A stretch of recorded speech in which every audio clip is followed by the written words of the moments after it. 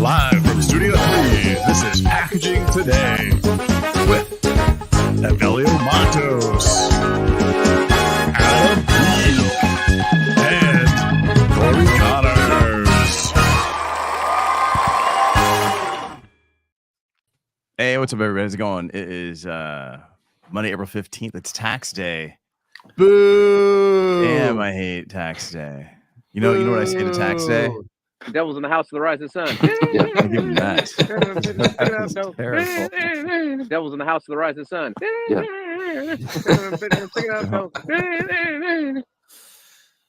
agree. That's what I feel. It's the spurts at the end that make this funny. Right? Yeah. Right. That's gross. I mean, at first I was upset, and then I decided to not be upset about things that I can't control. Yes. And since I don't have the power of Very teleportation to go over and stop that, just stoic. just over there, Yeah. and sure. then right on back. I can't stop you from doing it. I can only hope to contain you. Mm. Oh man. All right, man. So we got a lot of stuff to get to today. We've got a guest coming on. We got Alex Abbott coming on from SmartSolve, who's going to tell us how to make packaging disappear. Like, right? Poof. Yes. Like The superpower. They should call it poof. remember that Jack Black movie? Yeah. Yes, That's right? awesome. Yeah, where he came Where's up the with poo go? with the Envy. spray that called makes the envy. poo disappear. Yeah. Envy. That's right. We've got a real solution where packaging basically goes poof. Yeah, but I don't think it's going to cause toxic rain to rain down on the world or whatever the end of No, that but we was. get to find out where the packaging disappears to, because I think that's important. Yes. But other stuff in the packaging news at the moment, we got P&G recalls like 8 million laundry detergent packets because of packaging defects. I don't know if you guys saw that. Yes. Child resistant packaging, defective. Yeah. That's a real issue. Major problem. I hope everyone's okay. Yeah, I mean, first of all, you shouldn't be eating detergent, but Right. Well, the kids these days. I know yeah. the TikToks are getting them all. I do think there's an important point with all of this, which is Procter & Gamble is a large company. Hmm. If you haven't heard, Mhm. and they employ just some of the best packaging engineers in the world, right? They've got a great team of people there, and still these issues can occur, right? And so Yeah. if you are not Procter & Gamble, or if you are Procter & Gamble in this case, it is so critically important to understand and to go through like every level of testing, cross every T, dot every lowercase j, and get people involved who can tell you The J's are key. exactly what's going to happen. What was that movie where he's like, was it Austin Powers? I think it was Austin Powers, where he's like, I'll make sure to cross every T and dot, and the guy had like a fake eye, and he's like, every lowercase j. No, for sure. Right. Like if you're a startup, there's like everything is against you when it comes to packaging. Right. Mm, Like the last thing you think about is your packaging. Then you don't realize how much it's going to cost. Mhm. And then you're trying to rush through it. And sometimes the suppliers you Minimum work with- orders. Yeah. Yeah. And like we dealt with like Pistachio. They ordered the packaging via Alibaba, so there's no real support there. It's like this is what we can do. Here's what we Yeah. can get for the cheapest. And they're not even testing it, they're not even checking. And that happens Totally. a lot of startups, right? Totally disappointed with it. Yeah. yeah. For sure. We got Brandon Jones coming in. What's Wait, up, Brandon Jones. Brandon? We need those Brandons. Yeah, we need Brandon number 2 too. Hey, Gene. And then we got Gene. Yeah, we do need adult packaging for snacks. I need somebody to So true. Dole Yeah. resistant. Lock down at 10 p.m. Like, yeah. no more peanut butter filled pretzels for you. I'm like, I can't get it open. My dad bod will not take care of itself. This is a good idea. It's a support great it. idea. I love it. That What only else we got? kids can open for you. You have to like shamefully like wake up your children. Like, Can you open can this you for please me? open up? Can you open up snacks? For I'm me? hungry again. I'm hungry again. What do we got happening? What else we got going on in packaging? I see Delaware's got a plastic ban Hmm. that they're proposing. And so, all right. So what happens when a state proposes a plastic ban, a plastic packaging ban? There's a lot Well, of questions. Like, What Yeah. do they fail? What do they fail to see? how are people going to eat? That would be my first question. Hmm. Because Yeah. we Didn't have France try that? Yeah. Yeah. I mean, I think somebody said the problem with plastics is that they're too good. Like they work too well. They are easy. They're cheap to make. They do a great job of protecting, especially things like, fresh food. They do an awesome Mhm. job of that. It's a really great material, except that it's not it's ending up in places it's not supposed to. Yeah. And that is whoa. Right. Here we Ryan go. Fox comes in with the hot Yeah. take. Boom. 100%. From the It is corrugated foolish. guy. Yeah. Yeah, It's again, card- like it's we've cardboard, talked not about this corrugated. before, right? Like Yeah. Yeah. I work for a company that really, really, really wants to see, I work for a paper-based packaging company. Mhm. I don't sell plastic. Ryan works for, the Fox's boxes and does like all sorts of studies on corrugated materials. Andrew makes us make TikTok videos about we're a packaging nerd. So I mean, you have all these people, Yeah. but it's No, like it's insane. Like medical device, pharma, OTC, food and beverage. Like you have to go. Here's take the a massive problem. step back. Right. Like if you're pro plastic, we've got a couple people who live the, plastic is fantastic life. Hashtag And buy plastic. Look hashtag. fantastic. um Not our hashtag, by the way, but Hashtag. we love Jake. Hashtag not ours. Hashtag packaging today. yeah, but there are people Not that sponsored by them. that really, there are people that sell plastic, and then everybody accuses them of, all right, well, this is big plastic, this is Right. big oil pushing plastic, blah blah blah. These anti-plastic bills are being pushed by who's going to benefit from this? The the paper-based- politicians. Well, the paper-based companies are kind of focusing, like for this, it's called Senate Bill 263. In Delaware, it's going to eliminate the plastic rings on beverages, and it has to then shift to fiber-based. It's not one's not better than the other necessarily.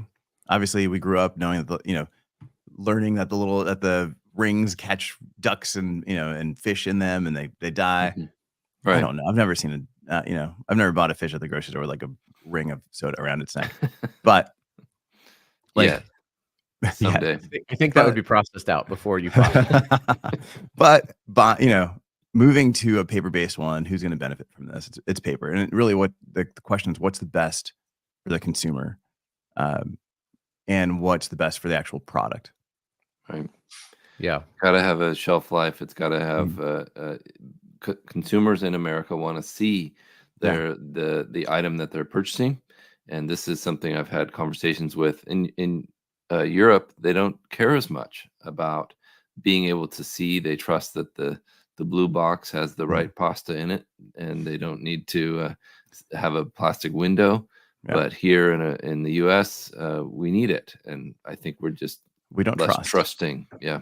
Like I'll give you an example. So I'm going to do a little fun study using Compass by their Triax LCA software. Mhm. And I've got this, I tore it off, but I left it in here. I've got a stand-up pouch of Wellemints gummy vitamins, and I had some Smarty Pants gummy vitamins. And I'm going to run like a comparative LCA on these two, just, to do a comparison. But I'm looking at these like, well, what's the paper-based alternative for something like gummy vitamins? Mhm. I don't know. I don't know Right. what the paper-based alternative would be that would Well, you could allow do these a things to not go bad. Yeah, you do one of those Paboko paper bottles, right? That were Yeah. like super hot before, and we haven't seen those hit market yet. The ones with plastic on the inside? Yeah, exactly. Okay. And Exactly. aluminum. Yeah. Aluminium. Is this banned just for single-use plastic bags, or is this banned for all? It's not packaging? super clear. Which It's also never didn't go clear. well, by the way. Banning the single-use plastic bags has Yeah. not been a great policy. Like I don't understand. Well, I mean, it's a political issue. It's not one that's really rooted in like what is objectively better. Right, It's one that's rooted in how do I think it's how do I score political points? one of those things is like plastics are bad, and so let's ban them, and then we can run and say we banned plastics while people can't. I get eat. the I don't thought. know. Crazy. I get the thought behind it, but when Yeah. they ban single-use plastic grocery bags, the sales of garbage can liners spikes. So we're just replacing one with the other, Yeah. and increasing our carbon footprint with something that you see pictures of people with 150 reusable grocery bags in their closet because they forget them every time and they have to buy a new one. So we need to look at this differently. I will Yeah. quote, if we're talking about politics, I'll leave this with a quote from a politician that I don't know, people may like or not, but Ronald Reagan once said, if you want more of something, subsidize it, and if you want less of something, tax it, which is where I think a lot of these EPR bills are coming in saying we're not going to ban plastic. We just want less plastic, and so we're going to make it cost more. The argument's obviously like, well, the cost is just going to be passed on to lower and middle income Americans, and it effectively works like a tariff. I don't think the answer to this is like stop buying crap. I don't know, but you can't like enforce that. So since we have to meet market demands, I think that there is a really important role for government. I just don't think it's an all-out ban on a material that is necessary. It's an absolute necessary material for the way in which our current environment is going. What's John say here? Yeah. So pretty much we want to look at the past that for solutions that don't include plastic. And I would say, if we talk about Fred, like Fred Richards, who just was in the news recently, he's launching this and crazy plastic experiment that he's done. But he's got this museum of packaging in Chicago. And one of the things he always says is like, if I go through historically all the packaging that I have from all around the world, it's like you don't see plastic at all up until like the 80s. It's like when you start seeing it. There's definitely solutions, but there was what also if your packaging could dissolve? We should talk about that. Well, that's the thing, right? It's like, how do you make your packaging go away? But we can't, if we look too far back in the past, there was a lot of people weren't necessarily living to 100 like they are today. Right.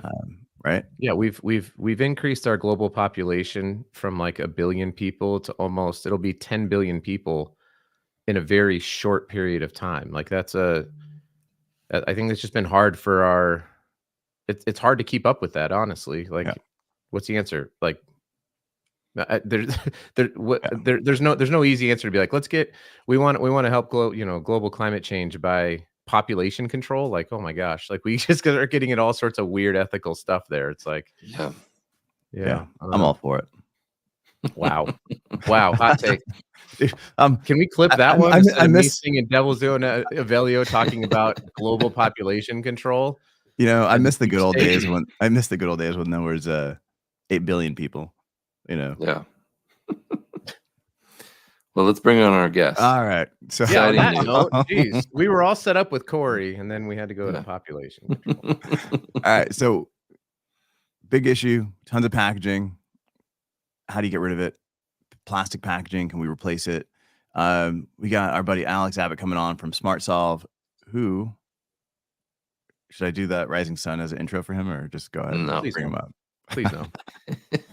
All right. So we got Alex Abbott. He's the CRO at SmartSolve. Alex, how's it going, man? Going well. You can do any intro you want. I'll find it very entertaining. What does CRO stand for? It stands for Chief Revenue Officer. That's a title that grew in popularity really kind of at the end of COVID and since.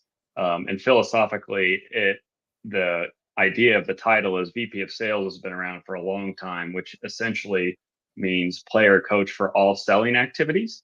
And the differentiation with CRO is that plus you are empowered and encouraged to build the entire organization, any department, in a way that it needs to be aligned with growth. So you're actually, not just doing, Sorry, it's incorrect. It's Chief Recycling Officer. I don't know. New title. I've been meaning to break it to you. Your people called my people and were like, when you have him on, can you please set him straight? Because he's been telling people that he's our chief revenue officer. And we, no, that'd be just a good thing to have a duplicate title or a double title on a card. That'd actually be pretty funny. But since we sell TRRO. dissolvable Yep. materials, there'd be some explaining to do with that. So It's true, but you do have like some APR certifications on labels and some other things that help enable recycling. So it's not as though you're entirely disconnected. But yeah, so tell us a little bit about, I don't know, Avelio, you're the mastermind here. Do you have some wonderful questions for Alex? We have about 15 minutes here. I don't want to go full like podcast host. Like, tell me a little bit about yourself. Let's get to the stuff that matters. All right, here's the thing. Smart Solve, it dissolves. Right. Where does it go? What happens to it? Yeah, so Smart Solve is really the leader in water soluble packaging anywhere. And Corey's got a copy of the world's first ever water soluble tampon wrapper. A company, Daye, D-A-Y-E, out of the UK, has taken this commercial. It's in the market, over 100,000 users in the UK. They just got into Boots and also just got FDA approval for the States. So they're growing rapidly. But their founder and CEO, Valentina, she wants to see this become a standard for all FemCare tampon wrappers. She is holding this with an open hand, which I think is so awesome and culturally correct for where our industry is at. So we would like to talk to any and all other FemCare brands about this ready solution, but it's a good example of where does it go. So our material, being water soluble, is a wood-based material, FSC certified, and it's drain safe. That's the mind bender. That's the booth. As a sales guy, I've done plenty of dog and pony shows. This is probably the best dog and pony show I've ever had because people just are shocked when they see it. So the material expands in water. And then it also, with just a little bit of agitation, goes away. But we pass the same testing that toilet paper does to go down a sink, a toilet, anything. We pass it with flying colors. They just don't list us there because we are a different product, but it is drain safe. And that's the way that we create zero waste.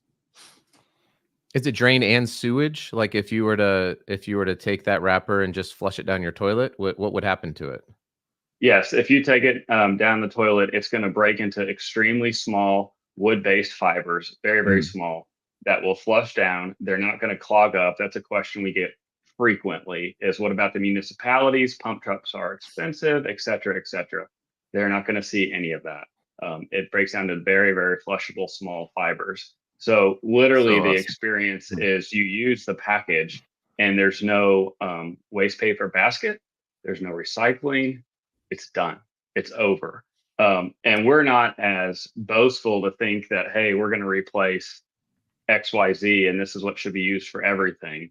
No, but we do think that water soluble is understudied, underconsidered, and we can become an extremely valuable niche. And as a company that's just past the startup stage and is solid and is scaling, that's a pretty exciting vision.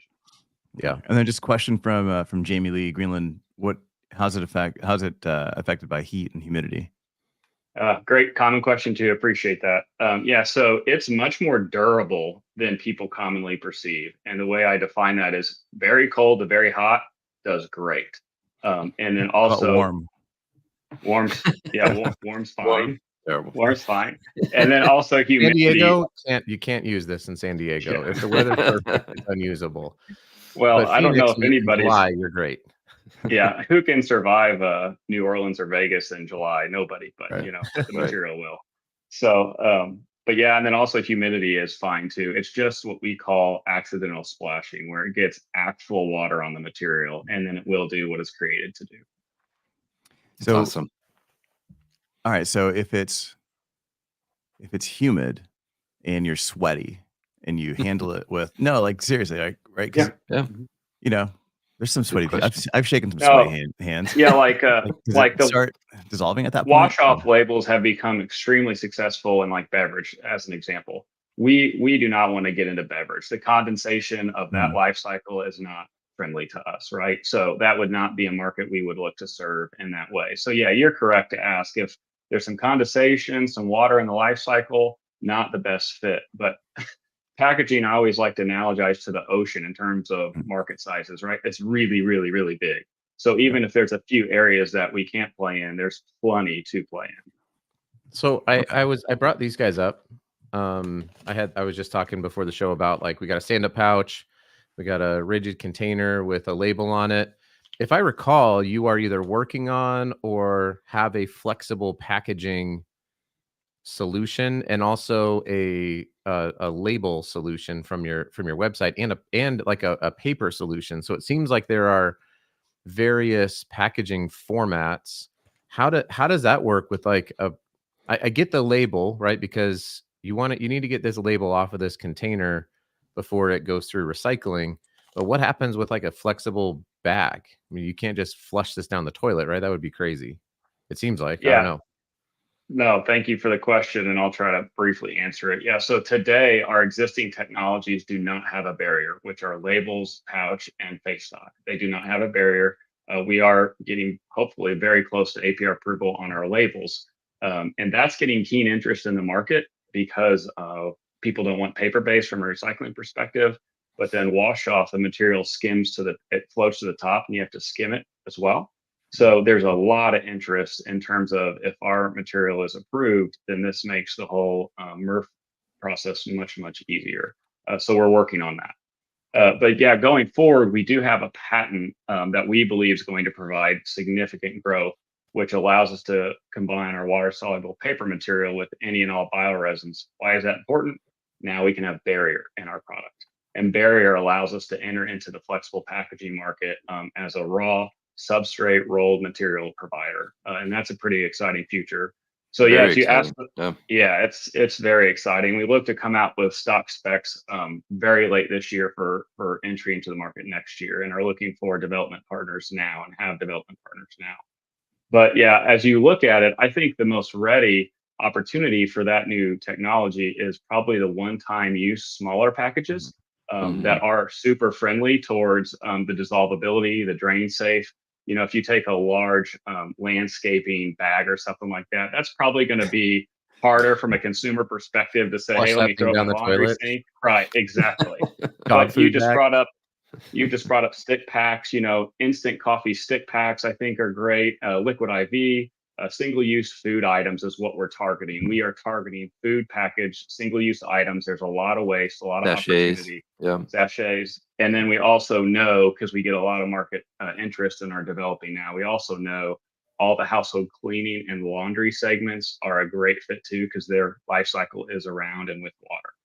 Okay. And then we got 5 minutes on the clock here. Let's kind of go through a couple of these questions before we get to those questions. So you're talking about food safe packaging, single use. Can I dissolve this and eat it? No, it is not ingestible. Yeah, no, we are not there. But I would ask the question on, why do you want to eat it? That's the question I always ask. Yeah.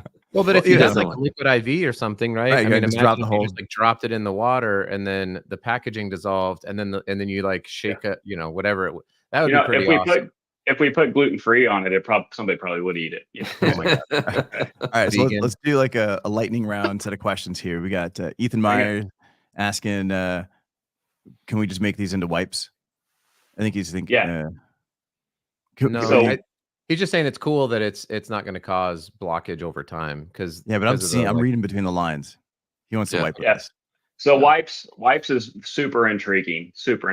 That was where our new patent, new technology would come forth. We would have to develop the right answer for that, because wipes are wet in the package, right? So we would have to develop in accordance to that. But it's super intriguing, but it would require a brand, an organization who says, we want to be crazy disruptive, even if we have to invest and develop this for a little bit. But we see that. Yeah, 100%. That's, there's so many different wipes out there that don't, that do create issues. Yeah, dude wipes, that'd be incredible if they said, hey, we got an R&D budget. Let's start thinking big. That'd be amazing. Yeah. We got Jamie Lee asking, if it splash, will anything leach into the actual tampon, which I think is a great question.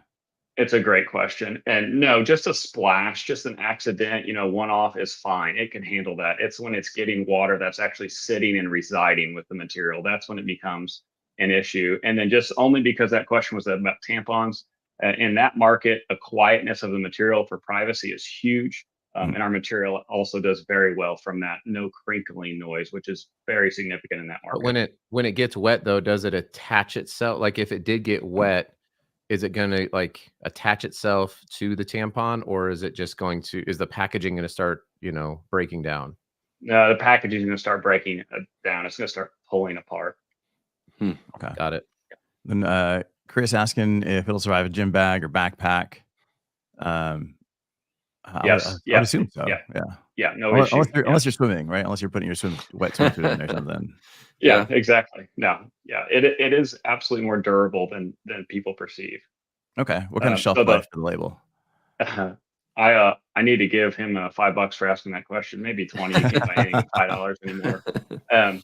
But yeah, so it does really well. The shelf life, we have a trade secret adhesive that gives us a 12-month shelf life, where our competitor has a 6-month, and that very Amazing. directly wins us business. We have a piece of business coming to us right now, and it very directly was tied to that. So The 12 labels months are thermal. Are they thermal transfer labels primarily? We have direct thermal and pressure sensitive. We have both. Yes. Yeah. And so the labels, they do well with proper storing conditions, which are kind of standard industry stuff. There's nothing too exciting about that. Okay. Yeah, and then returnable is a great idea, by the way.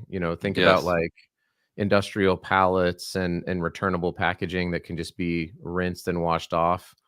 And yeah, then we're trying to talk to Corey about the Jarbo, his returnables Yeah. and reusables. It's awesome. We have a lot of interest from folks who want to use returnable and reusable packaging, because the label technology is super mature and has been used in that market in the back of house food space for decades, and is proven. It just goes in the dishwasher and you go again. There's no wiping of the material or the adhesive. So returnable, reusable, perfect space for our label technology. Yeah. Exciting. And then, all right. So then if we're That was an printing, awesome question. yeah. Degrading while wiping. That was Yeah, that was a fantastic question. I'm still not old enough for that not to be funny. So Yeah. Same. Yeah. All right. So then, if we're printing on these, are we limited? What are the limitations on printing in, oil, solvent, water? As Good we, question.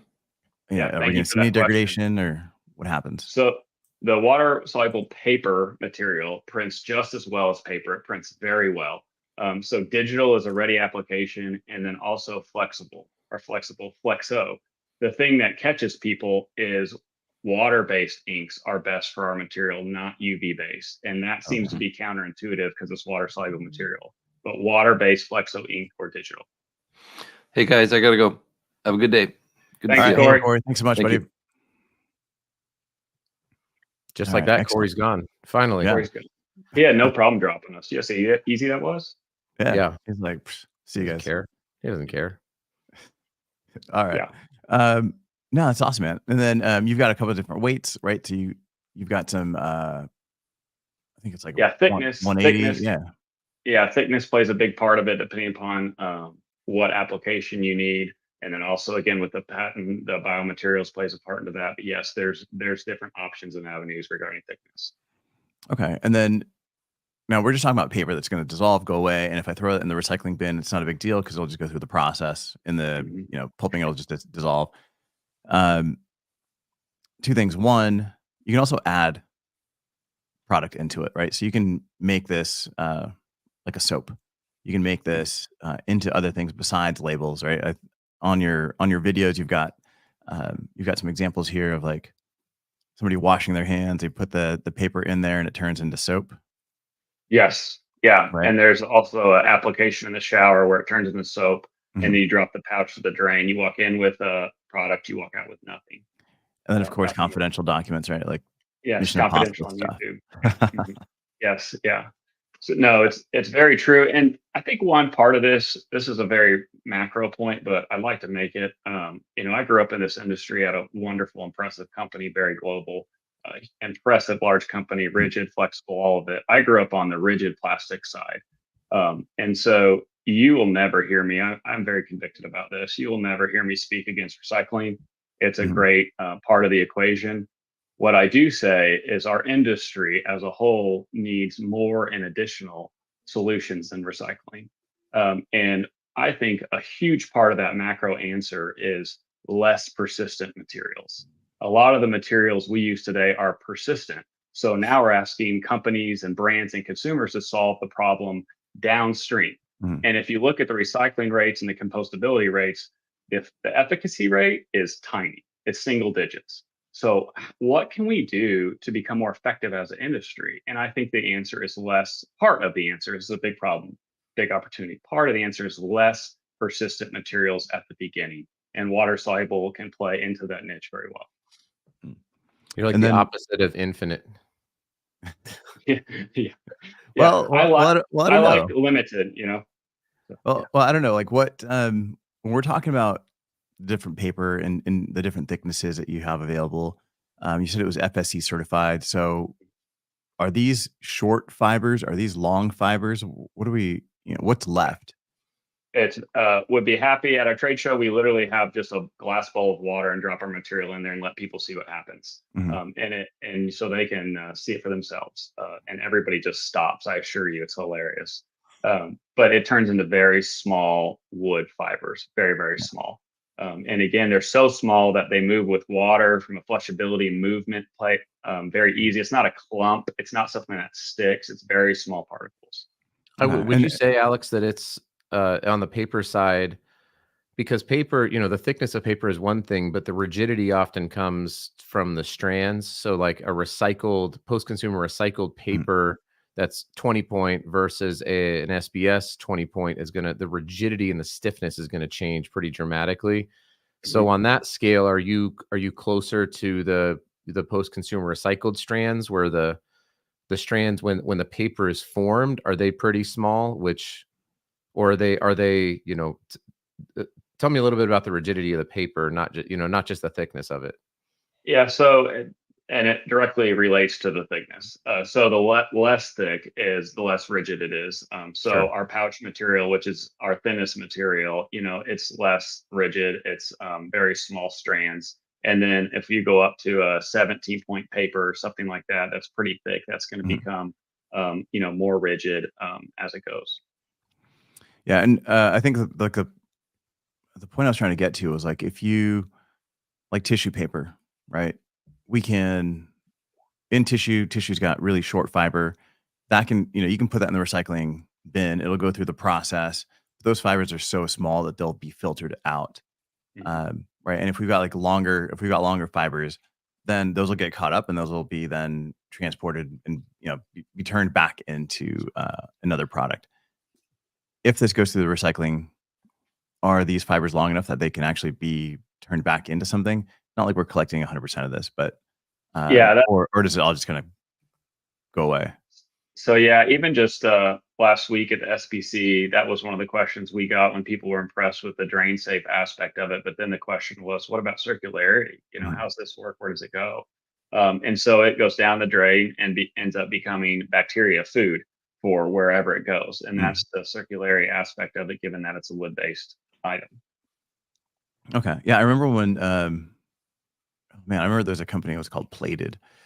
When those guys first started, we started talking about like some of these dissolvable foams and product like that, where they're like, yeah, you can just put it in your sink and it just dissolves. And it's like, you test it and it just becomes like this gummy mess. Yeah.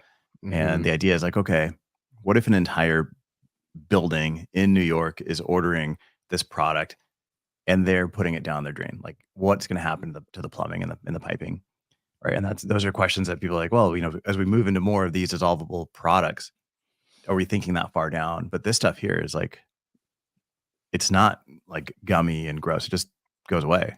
No, not at all. And the great thing about our material is anyone can test it, anyone can try it. They can see for themselves. And I've had multiple occasions where I walk into a customer or prospect and they say, let me go do this myself. And they take it to their kitchen in the office, slap it on a coffee cup or a tumbler and say it's kind of a prove it mentality. And then they're just astonished when they turn the water on and it does it for themselves. And I'm like, I might as well go home. I don't need to do anything else at this point. So yeah. And then the other question is, what happens if this becomes highly effective and we're flushing all of this material down? Is it just going to turn into lumps and waterways and that kind of things? And we certainly don't believe so. In fact, it would be really compelling to compare that against what we are currently doing today with plastics. So I would just say to that piece, would say, let's try it. Let's see. Yeah. Excellent. I think last question here, in a bag, does it act like LDPE or HDPE? That's a good question. What do you think they mean by that specifically? What do you mean by that, Jamie? Jamie Lee? I would imagine it, the barrier properties are different between, low density and high density. High density is stiffer. Low density is much more flexible. So I'm guessing that's where the question is coming from. The plastic squeeze tube is a great example of that. The polyethylene feels great in your hand, squeezability, usability, and the polyethylene zipper tear, she said. How does the zipper tear? Yeah. So yeah, in terms of a bag, we would have to develop that, and we would want to do it with an eco-friendly zipper. So for some pretty neat ideas around that. But we believe that it is flexible enough to behave well in that environment, but we have not launched one of those materials yet. Yeah. Excellent. All right. So then if anybody's interested in learning more about SmartSolve, what's the best place they can go and find out? Yeah, so I'm easy that way to get a hold of Alex at smartsolve.com. Alex at smartsolve.com would be the best place to go. And I absolutely will get back to you. Awesome. And then is there a product on the market right now that's using SmartSolve that you can share? We can go test. Yeah, the best example is the water soluble tampon wrapper. That would be a great example for anyone who wants to see that. And in the label market, it's used commonly with food rotation for dissolvability.